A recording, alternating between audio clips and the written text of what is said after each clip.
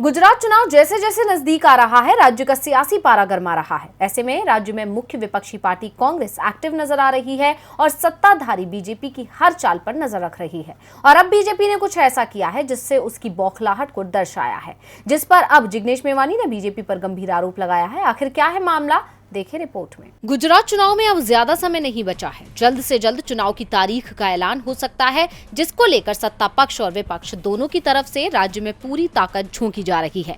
लेकिन इस बार गुजरात कांग्रेस के पास बीजेपी सरकार को घेरने के लिए मुद्दों की भरमार है, जिसकी वजह से सत्ताधारी बीजेपी बैकफुट पर है और बीजेपी को उसके गढ़ में ही उसकी हार नजर आ रही है, जिस कारण से बीजेपी ने एक तीर से दो निशाने लगाने की कोशिश की है। एक तो राज्य में कांग्रेस की छवि खराब होगी और भारत जोड़ो यात्रा पर भी का असर पड़ेगा।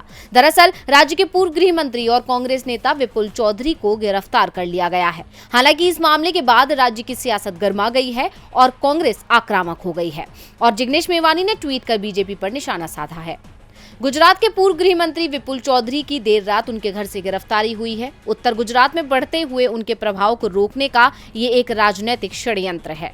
बीजेपी की ये बौखलाहट देख राष्ट्रकवि दिनकर की एक पंक्ति याद आती है, जब नाश मनुष्य पर छाता है, पहले विवेक मर जाता है। अब बीजेपी की ये हरकतें उसकी बौखलाहट और हताशा का जीता जागता उदाहरण है, क्योंकि पहले जहां गुजरात में कांग्रेस ने महंगाई बेरोजगारी के मुद्दों पर सरकार को घेर रखा है और पिछले दिनों पार्टी ने गुजरात बंद का आह्वान किया था, जो सफल भी रहा था। इसके अलावा कांग्रेस अपनी रणनीति में भी बदलाव करती नजर आ रही है। इन सबके अलावा भारत जोड़ो यात्रा भी राज्य में प्रभाव डाल रही है।